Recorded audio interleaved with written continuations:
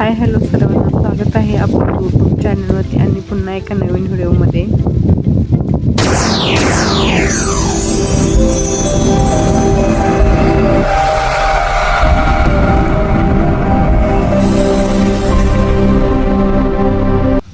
तर आपली डाळिंबी लागण लावून 1 महिना कंप्लीट झालेला आहे व 8 दिवस झालेले आहेत.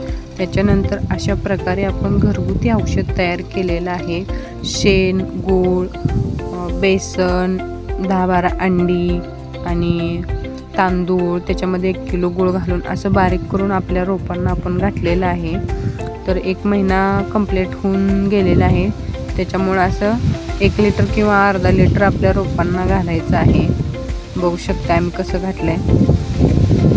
अशा प्रकारे आपण 15 ते 20 दिवस भिजत घालून आपण घातलेलं आहे आणि त्याच्यानंतर 1 तास आणि अर्धा तास किंवा पाणी सोडू शकता. चलो बाय, भेटूया नेक्स्ट व्हिडिओ.